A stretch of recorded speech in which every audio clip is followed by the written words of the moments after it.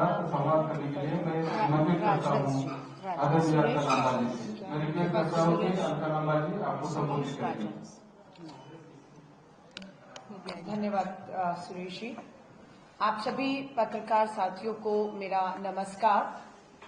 आज मैं मुंबई रीजनल कांग्रेस दफ्तर में हूं। मेरे साथ मेरी नवनियुक्त महिला कांग्रेस की अध्यक्ष तुलिप जी हैं और मेरे साथ मुंबई की ऑल इंडिया महिला कांग्रेस प्रभारी शिल्पी अरोड़ा जी भी हैं। मेरे साथ पूरी महिला कांग्रेस की जिला अध्यक्ष और कार्यकारिणी है। मेरा आज के दौरे का मकसद यही है कि हमारी महिला कांग्रेस की अध्यक्ष जो मुंबई के विधानसभा और उससे पहले लोकसभा चुनाव में बहुत सक्रिय थी, अनीशा बागुल जी की अचानक मृत्यु हुई। उनको हम याद करते हैं, उन्हें हम श्रद्धांजलि देते हैं। उसके बाद हमने रजनी शेट्टी जी को महिला कांग्रेस की जिम्मेदारी दी, लेकिन अध्यक्ष की नियुक्ति की प्रक्रिया जारी रही और मुझे खुशी है कि मल्लिकार्जुन खड़गे साहब, श्री राहुल गांधी जी, प्रियंका गांधी जी ने एडवोकेट तुलिप जी के नाम पर मोहर लगाई और आज उन्हें महिला कांग्रेस की मुंबई अध्यक्ष के तौर पर इन्हें पदभार सौंपने के लिए, जिम्मेदारी सौंपने के लिए मैं खुद आज यहाँ पर आई हूँ। आज शाम को पद ग्रहण और शपथ समारोह होगा। उसके बाद हमारी कार्यकारिणी की बैठक भी होगी। हमारी महिला कांग्रेस की कार्यकारिणी की बैठक का जो बिंदु रहेगा वो रहेगा बीएमसी के चुनावों को लेकर, जिसे लगातार भाजपा की डबल इंजन की सरकार अपनी हार को देखते हुए टालते चली जा रही है। 2017 का चुनाव 5 साल पूरे हुए 2022 में होना था, लेकिन लगातार इसे बहाने से किसी तरह टाला जा रहा है। समय पर चुनाव ना करवाना भी लोकतंत्र की एक खिलाफ कदम है, जिसका हम पुरजोर विरोध करते हैं और लगातार हम दबाव बना रहे हैं कि बीएमसी की 227 सीटें, जिसमें 114 सीटें महिलाओं के लिए आरक्षित हैं, और ये महिलाओं को पंचायत हो, स्थानीय निकाय हो, नगर निगमों में, देश में आरक्षण का अधिकार किसी और ने नहीं, कांग्रेस की सरकारों में ये कानून में, संविधान में बदलाव हुए और संशोधन हुए और महिलाओं को आरक्षण के माध्यम से अधिकार दिए गए कि वो जनप्रतिनिधि के तौर पर मात्र अपना एक वोट तक, मतदाता तक सीमित ना रहे, चुनाव में खड़े हों। लेकिन आज 227 के साथ 114 महिलाओं को उनके चुने जाने के अधिकार से, विकास में भागीदारी से वंचित रखा जा रहा है और भाजपा की सरकार चुनाव कराने से डर रही है। ठीक इसी तरह हिमाचल में भी हुआ। हिमाचल की भाजपा की सरकार, विधानसभा चुनाव आ रहे थे इसलिए अपने नगर निगम के चुनावों को लगातार हिमाचल की सरकार भाजपा की उस समय की टालती रही, लेकिन विधानसभा हुआ, बुरी हार हुई भाजपा की हिमाचल में। उसके बाद अब हमारी सरकार ने जब हिमाचल नगर निगम के चुनाव कराए तो पूर्ण बहुमत के साथ हिमाचल में हमारी सरकार ने नगर निगम में वहां पर जो है एक मजबूत सरकार देने का काम किया है। ठीक उसी तरह हमें विश्वास है कि यहाँ पर भाजपा की डबल इंजन के खिलाफ एक माहौल बना हुआ है। विकास के नाम पर जो नगर निगम की प्राथमिकताएं होनी चाहिए थी, वो बिल्कुल भ्रष्टाचार की बलि चढ़े वो प्रोजेक्ट, और लोग बदलाव चाहते हैं, लोग वोट करना चाहते हैं, लेकिन लगातार भाजपा की सरकार इन्हें रोक रही है। इसे लेकर महिला कांग्रेस पूरी तरह आंदोलन करेगा और महिलाओं के उनके हक से उन्हें वंचित नहीं रहने देगा। ये भाजपा की पहली बार कार्रवाई नहीं है कि पहले अधिकार नहीं देंगे, अधिकार देंगे तो छीन लेंगे। जैसे मैंने कहा, बीएमसी में महिलाओं को आरक्षण का अधिकार कांग्रेस की सरकारों ने दिया, लेकिन आज उन्हें अधिकार छीनकर वंचित रख रहे हैं। ठीक उसी तरह 33% महिला आरक्षण कानून भी लोकसभा में पारित हो गया है, पर भाजपा की सरकार उसे लागू नहीं होने दे रही। ये महिला विरोधी कदम है, जिसे भाजपा को 1 दिसंबर से केंद्र में जो लोकसभा का सत्र शुरू हो रहा है, जो 1 दिसंबर से 19 दिसंबर तक चलेगा, अखिल भारतीय महिला कांग्रेस ने ये तय किया है। हर बार की तरह इस बार भी हम लोग लोकसभा संसद का घेराव करेंगे।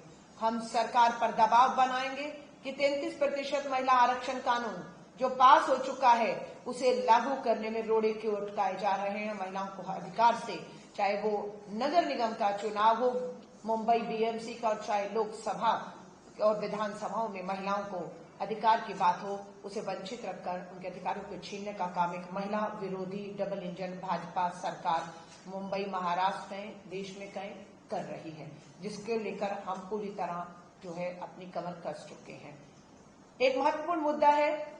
14 दिसंबर को भारत की राजधानी दिल्ली के रामलीला मैदान में देश भर का लाखों कांग्रेस के कार्यकर्ता, सिविल सोसाइटी के लोग और देश के लोग जो मतदाता हैं वो इकट्ठा हो रहे हैं।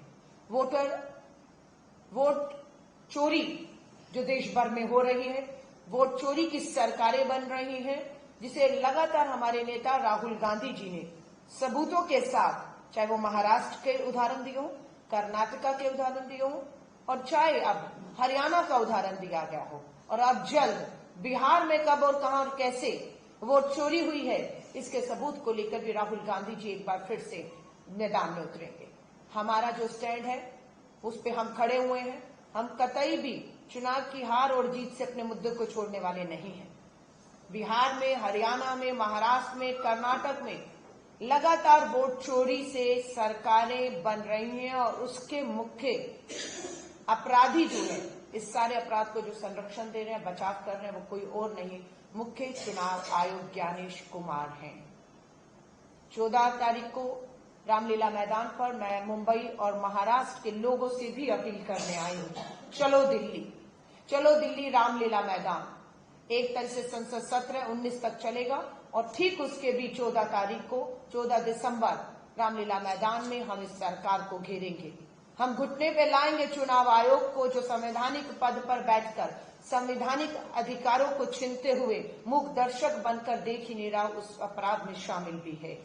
किस तरीके से एक एक आदमी ने इसी 2025 में दिल्ली विधानसभा के चुनाव हुए, भाजपा के बड़े नेता और कार्यकर्ताओं ने दिल्ली के विधानसभा चुनाव में वोट किया और इसी साल वो बिहार में भी जाकर वोट करते हैं। एक आदमी एक साल में 2 राज्यों में 2 विधानसभाओं में वोट करता है और उस पर कोई कार्रवाई नहीं होती है। लगातार सूचियां दी जा रही हैं कि एक एक आदमी के कितने कितने वोट बने हुए हैं, एक एक घर में कितने वोट बने हुए हैं, और किस तरीके से हमने बिहार में देखा, हरियाणा से, महाराष्ट्र से भर भर के ट्रेनें वहां वोट करवाते हैं और उसके बाद यहां पर भी उनसे वोट करवाया जाता है। सो इस तरीके के फर्जी वाला जो वोट का हो रहा है। बिहार में पूरा वोटर अधिकार यात्रा राहुल गांधी जी ने की, 65 लाख वोटों को काट दिया गया था। हम उसी पहले दिन चीख रहे थे कि ये लोकतंत्र की हत्या है, ये चुनावों को प्रभावित कराने का प्रयास किया जा रहा है, लेकिन हमारी कोई सुनवाई नहीं हुई और लोकतंत्र की हत्या हुई। 25 लाख मतदाता नए बना दिए गए। कब बने, कौन बने, कैसे बने, कैसे 65 लाख कच्चे, यही काम मुंबई बीएमसी में चुनावों में जो देरी करवाई जा रही है उसका एकमात्र कारण है कि चुनावी मतदाता सूचियों को अपने मुताबिक प्रभावित किया जाए, वार्ड को अपने मुताबिक बनाया जाए, मतदाता सूची में कौन कहां मतदान करेगा उस हिसाब से प्रभावित किया जाए। लेकिन हमारी पूरी पैनी नजर मतदाता सूची पर रहेगी, चुनाव आयोग पर रहेगी, भाजपा की इन चालों पर रहेगी और हम अब आराम से नहीं बैठेंगे। हम इस सरकार को बिल्कुल वोट की चोरी की सरकार को जनता के माध्यम से, वोट के माध्यम से बर्खास्त करके ही रहेंगे। आज देश के अंदर जो हालात बन चुके हैं, सिर्फ धन और बल के दम पर पूरे लोकतंत्र, पूरे संविधान को ताक पर रख दिया गया है। बिहार के चुनाव में मैं खुद रही, कभी ऐसा नहीं हुआ कि बीच चुनाव में लोगों के खातों में 10,000 चुनाव चल रहा है, वोट हो रहा है, पहला चरण पहला 10,000, दूसरा चरण दूसरा 10,000, और चुनाव आयोग मूक दर्शक बनकर देख रहा है कि किस तरीके से भाजपा बीच चुनाव में 10,000 रुपया डालकर और 2 लाख रुपया और चुनाव के बाद का लालच देकर उनका वोट लेती रही, और जिन 1 करोड़ खातों में 10-10 हजार डाले उन्हीं को चुनावी ड्यूटी सौंप दी गई।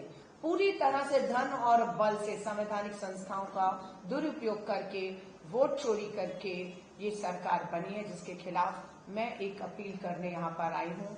और यहाँ के बाद कल मैं रांची झारखंड में इस समय होंगी, वहां पर भी हमने जैसे यहाँ पर हमारी ईसाई धर्म से संबंध रखने वाली अल्पसंख्यक महिला के हाथ में जिम्मेदारी सौंपी है, उसी तरह झारखंड में महिला कांग्रेस की जो अध्यक्ष हैं हमारी, वो आदिवासी समाज से आती हैं। उसके बाद मैं 2 तारीख को भोपाल मध्य प्रदेश में हूँ, वहां पर एक दलित समाज की महिला को जिम्मेदारी सौंपी गई है।